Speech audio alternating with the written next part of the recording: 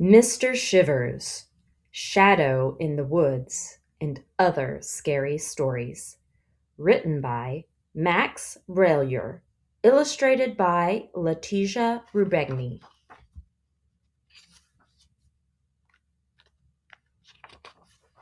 Letter to the Reader.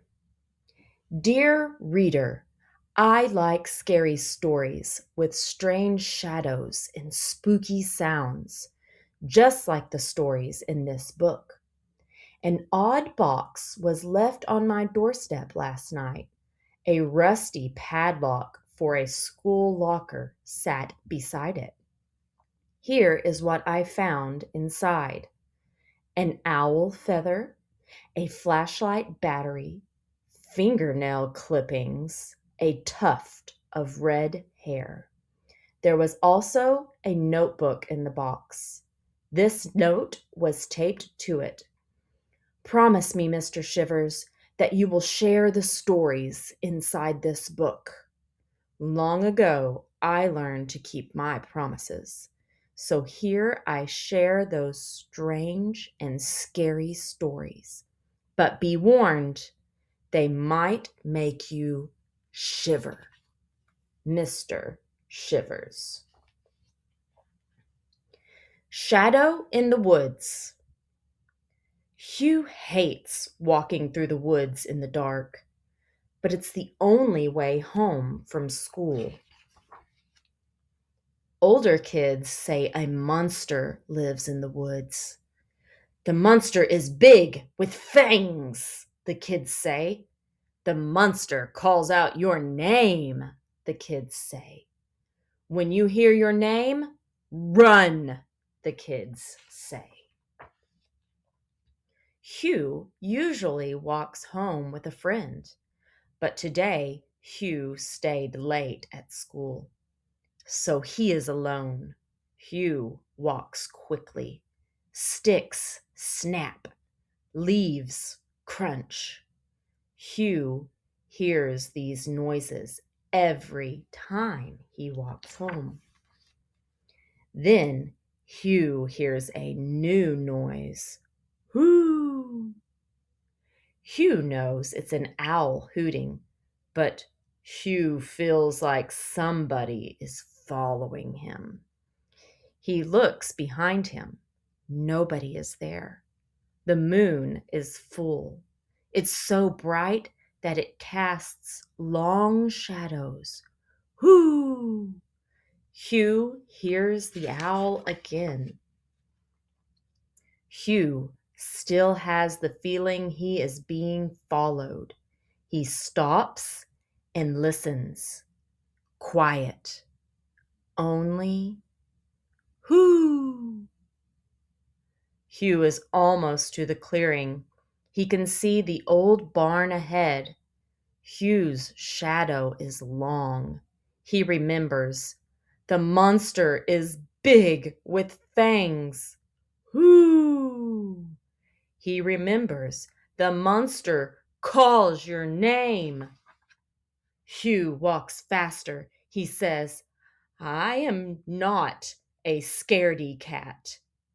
Whoo! As Hugh passes the old barn, his shadow rises from the ground. He sees it on the barn wall. Hugh stops, but his shadow keeps moving. The shadow turns toward him, its huge open mouth. The mouth is full of fangs. Suddenly, Hugh understands. This is not his shadow. There is no owl hooting.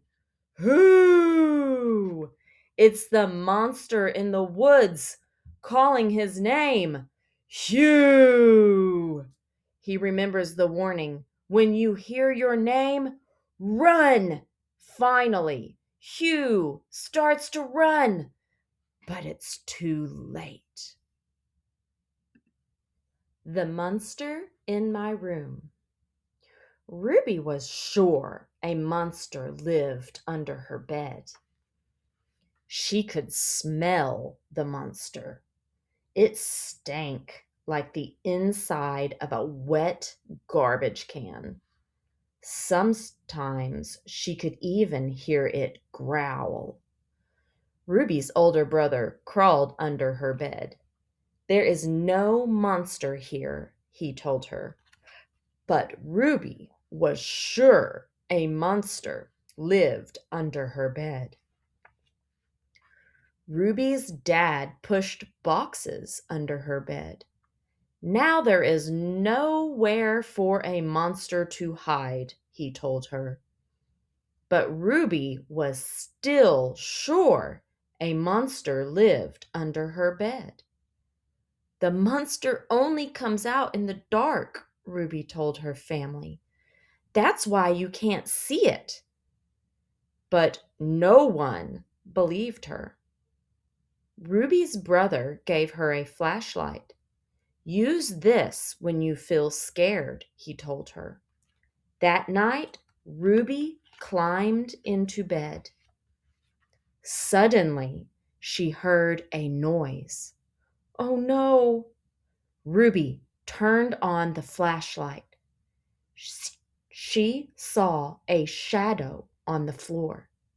It came from under the bed. Ruby wanted to call out for help, but she was too scared to open her mouth. She dropped the flashlight. Thump! It fell to the floor. That's when she saw the hand, a large, hairy, purple hand. 8 long fingers were wrapped around the flashlight. Ruby could not move. The hand came toward her, closer and closer. Then, "Hey, kid," the monster said, "you dropped this." Fingernails. Stop that, Tommy's grandmother told him. Tommy dropped his fingers from his mouth. Tommy looked at his grandmother's nicely shaped nails. They were boring, too clean, too neat. He liked his own short, jagged nails much better. Tommy nodded. I promise I will never chew my fingernails again, he said. Good, his grandmother smiled. She leaned back in her chair and closed her eyes. She fell asleep. A bit later, she felt something strange. It felt warm and wet and gummy. She also heard a strange sound. It was a tiny crunching sound. Tommy's grandmother opened her eyes. Bits of fingernail were littered across her lap. Tommy stared up at her as he chewed and chewed and chewed. The writing on the wall. Sophie's mother parked the car. Welcome to our new home, Sophie. The house looked even worse than Sophie had imagined. Its roof drooped. A loose shutter slapped in the wind. I don't want to live in this old house, said Sophie. You're going to love it, her mother smiled. Sophie walked inside. The floors creaked. It's creepy in here. I feel like I'm being watched, she said. I want to go home. This is home, her mother said. Sophie climbed the dusty stairs. The steps moaned. She pushed on the door to her new bedroom. The door did not move. This house doesn't want me here, Sophie thought. She pushed harder. Finally, the door opened. The room was cold. She opened the curtains. Beetles escaped. The window was cracked. A chill ran through Sophie. She hoped it was only the wind coming in through the glass. I don't want to live in this house, she said. Slam! The door closed behind her. Sophie spun around. Somebody was there, but it was only an old mirror. I don't like it here, she said through clenched teeth. It was getting dark. Sophie's bed would come tomorrow, so she unrolled her sleeping bag. The floor was hard.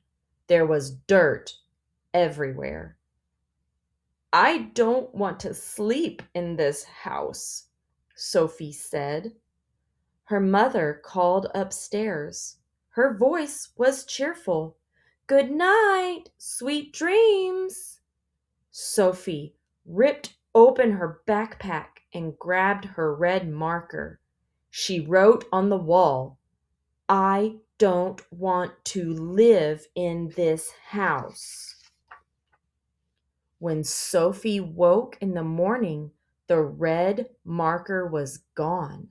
Instead, a black marker lay on the floor, and written on the wall were the words, I don't want you here either. The animal behind the locker. Emma set her books on the floor in front of her locker. School was over.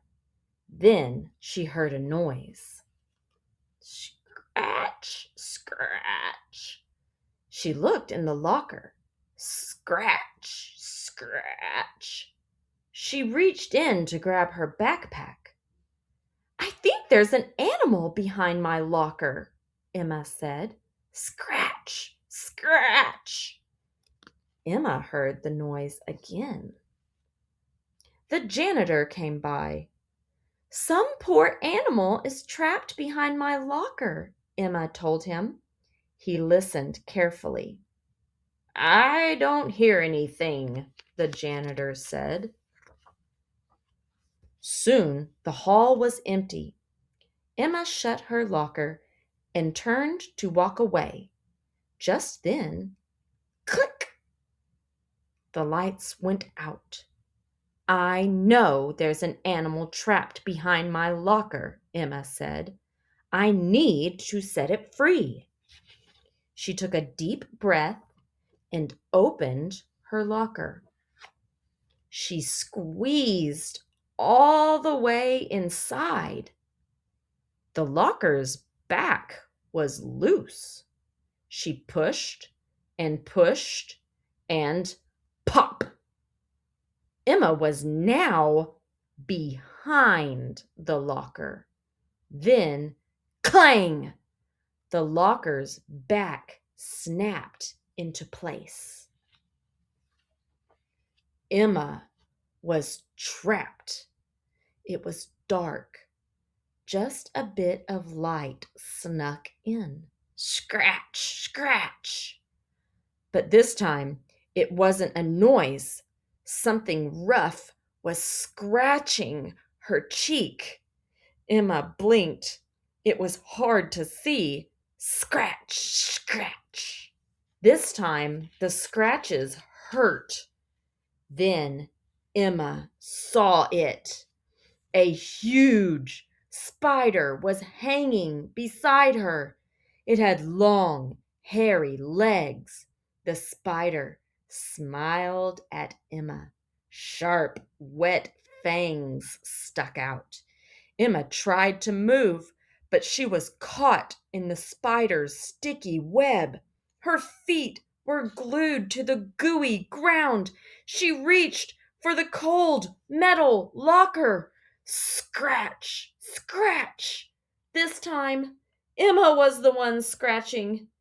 Emma was the animal trapped behind the locker.